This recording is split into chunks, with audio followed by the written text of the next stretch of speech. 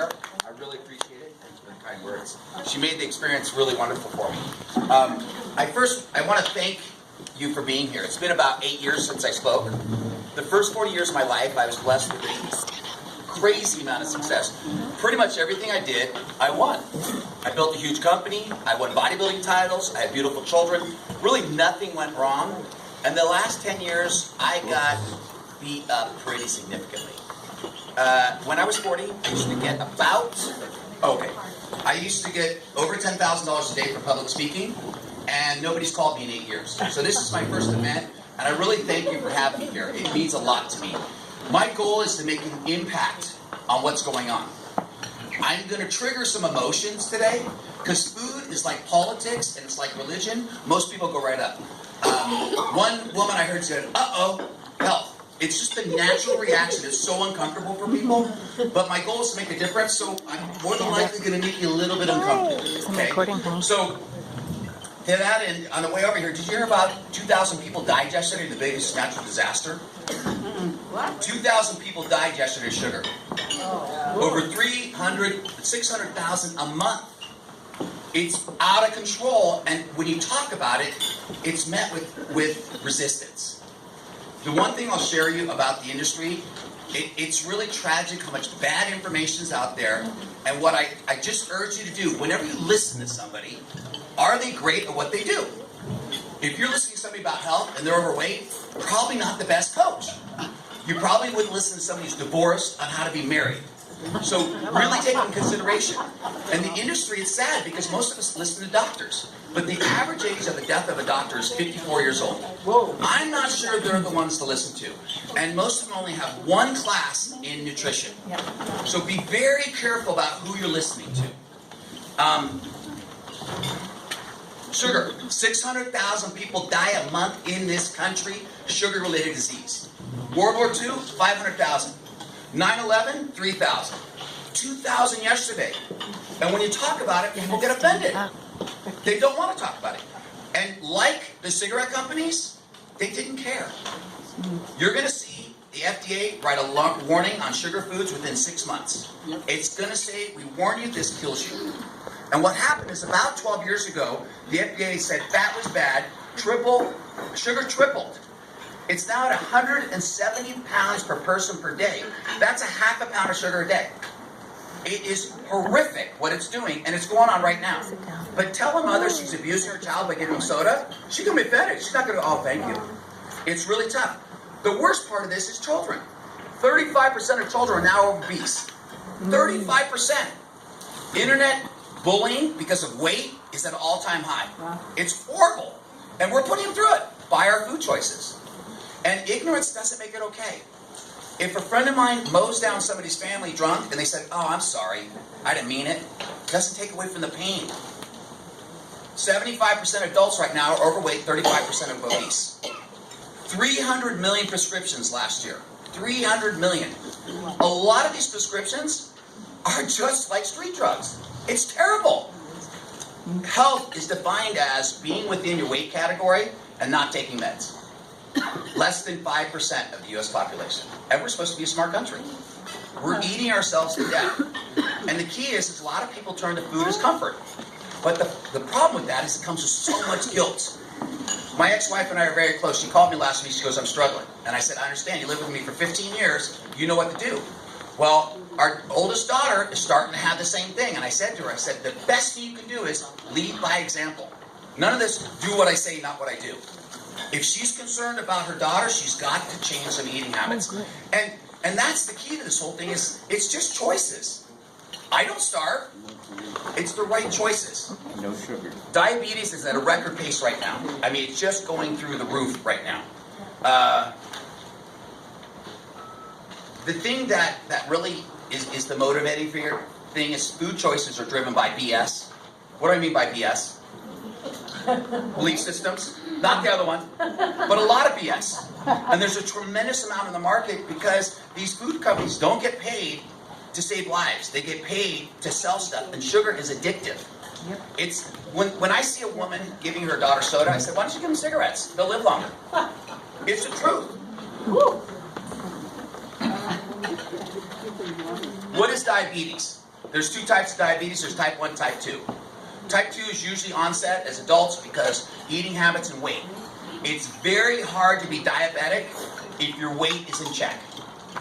And what it is when you eat sugar or carbohydrates, your body does not know the difference between sugar and carbohydrates. Your insulin goes up to counteract that, and then it immediately drops your blood sugar. Hence, you eat a cookie, you feel good, and then all of a sudden you're tired. That body, as you age and as you gain weight, it gets a resistance to insulin. So some foods create blood sugar spikes and some don't. Sugar, if you talk about insulin, it's about 100 on the glycemic index, where protein, like chicken, is about 0. So if a diabetic ate protein all day long, they'd never take insulin. They wouldn't have to, because there's no bump to their blood sugar. But so many foods have carbohydrates in them, you're constantly having this blood sugar. Now, type 1, usually onset because of some kind of virus. It's a whole different thing, and that has a different thing because your blood sugar can go too low and too high, and you have to monitor it. So glycemic index is really what your body does when the food you eat. So if you eat straight sugar, glycemic index will be about 100. It's off the charts. If you eat straight protein, it's 0. So it's moderating those kind of foods, About a month, 2 months ago, a very good friend of mine named Bill Woodman, we crossed paths. And I'm building this company that's creating foods that are very, very high protein and low sugar, but taste amazing. Because if they don't taste amazing, people are not going to eat them. And we had lunch, we were just discussing. Bill has type 2 diabetes, and his son has type 1. And I was so impressed by his journey, for lack of a better word, the struggle, the misinformation. I invited him here today to speak a little bit, just kind of talk about that journey. So let's give Bill Woodman a round of applause.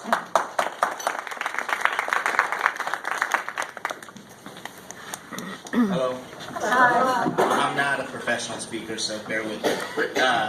Bill asked me to be here, and I'm happy to be here because it is diabetes is something that 4 years ago came into my life. I'm 53 years old now. 4 years ago, I found myself waking up in the middle of the night, really thirsty. Thought, wow, this is weird, and I craved milk. Then I found myself drinking a lot of milk and going to the bathroom a lot, and it just progressed. And finally I said, well, this just isn't normal. I'll just go ask my doctor. Lo and behold, I have type 2 diabetes. It kind of shocks you at first because at 53, I grew up thinking I know what diabetes is because I've always heard about it. Oh, diabetes, that guy has diabetes, his legs cut off. Oh, that person's blind, they have diabetes. So when you first are sitting in the doctor's office and the doctor says you have type 2 diabetes, you kind of go, because your leg's going to get cut off and you're going to go blind. That's what went through my mind. And a lot of times when I talk to people, I ask them, how many people are diabetic. I'm not asking that here because I've learned that a good portion of people that I'm around are diabetic. I just don't know it. So whenever you're in a group of people, there's diabetics around you because that's just how big it is now. So I went to the doctor telling me I have diabetes, and so thinking that I was athletic and healthy, the first thing I wanted to do is I'm going to beat this. And they quickly told me, oh no, once a diabetic, always a diabetic. You can't beat it. All you can do is manage it. All you can do is take these pills, and hopefully you won't have to take any more. And I was like, man, my life sucks.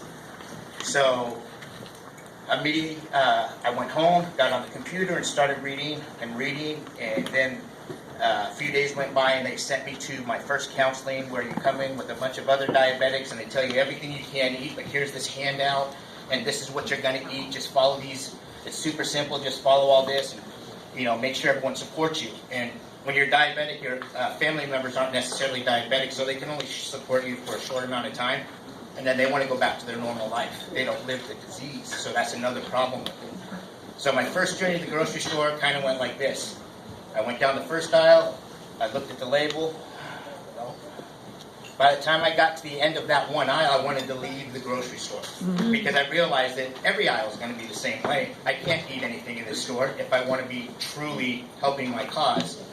So I left there kind of frustrated. I got on the computer even more and started learning things. During this time, a year's passed now, and I'm a high school varsity baseball coach at Fremont Christian. My son at the time is 11. He's playing travel baseball. I'm his coach, and he's pretty good athlete. He never asked to leave the field, and we're at this one particular game, and he, in the middle of the field, 11-year-old is like trying to get my attention, and I look at him and he's like, what?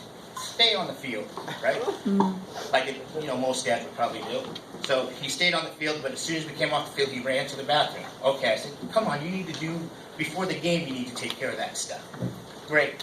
We get 3 outs, we're back on the field. He's like, Thank you. and at that point, I realized, because of my own experience, uh-oh. So I started feeling guilty, and I waved to his mom in the stands, and I said, you need to take Tyler to the doctor.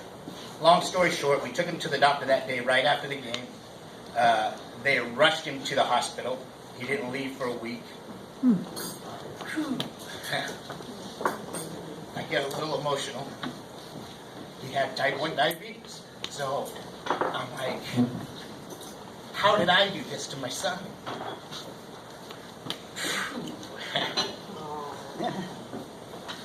The fact is that I didn't do it to my son, okay? Learning more, I went to my doctor, and he was in for a week, and the doctor's all, are you ready to release him? He's good, we taught him how to, take insulin, everything's good. We're going to release him today. And I said, no, you can't. And they're like, Mr. Wooden, why can't? Because you haven't told him anything. You haven't told him what his life's going to be like. This is forever for him. Type 2, type 1, 2 different things. When you tell someone, my son has type 1 diabetes, the average response is, oh my God, is he fat? No, my son has type 1 diabetes. It has nothing to do with what he ate. So long and short of it, they wanted to release him. I didn't want him to be released because I didn't feel they told him what would happen to him later in life if he didn't take care of his life right now, if he didn't build a good foundation. So he stayed another 2 days, and they still hadn't told him. And finally they brought me into a room to counsel me and said, we would never tell him that. We don't want to scare him. And I kind of got mad. Because I felt like, well, at the moment you don't want to scare him, but later in life you could be cutting his leg off, or you could be helping him with his blindness. Because when he was younger, when he could have done something, you didn't teach him. You didn't tell him the truth. And they still believe that. They still haven't told him. They left it for me to kind of put it out there for him. He's not stupid. He does his own reading. But it led me to go deeper into the computer and find out more stuff. And here's a couple things really quick of what I found out in my 3 years of every night at 12 o'clock Googling something. And now I have lists of doctors, and I Google them because it's a crazy trail of where diabetes probably really started. And this is just my belief. But there's a lot of facts out there, and there's a lot of doctors that believe that it has something to do with the flu shot. Okay? Because type 1 diabetes, this is how you get type 1 diabetes. It's not from eating sugar your whole life. My son got it at 11. Juvenile type 1 diabetes. What happens is some virus, they know this for sure, some virus enters your body. Could be the common cold, we don't know. They don't know what virus. Could be multiple of viruses. It enters into your body. Your body tries to fight the virus but makes a mistake, and it attacks your own pancreas, and it slowly kills your pancreas until eventually it doesn't make insulin anymore. So type 1 and type 2 are completely different. What Bill's talking about, what I have, is probably my abuse of food. I'm a chef. What I do now, I own a large food truck company in the Bay Area, so I'm just around food, the wrong food all the time. So mine was probably self-inflicted, where type 1 Tyler's isn't. But back to the whole doctor thing. The other day, I got a phone call from my doctor because now I'm into my own health, keeping my numbers down. I take metformin. I don't give myself shots, but I haven't seen my doctor for 6 months.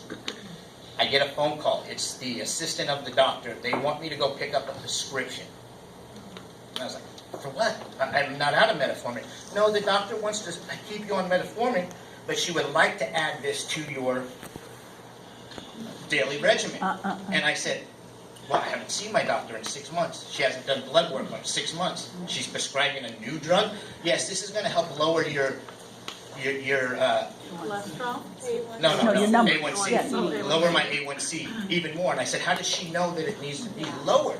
She hasn't seen me in 6 months. And this is what I find is like the norm. Okay? So, Bill asked me to share my experience. I don't want to take up all the time doing it, but that's kind of my experience. Good job. Bill, thank you for that. my goal has been to create a company that creates not awareness, but also great food choices that taste great. But that message he shared with me, it touched me so deeply on how helpless he felt and how he actually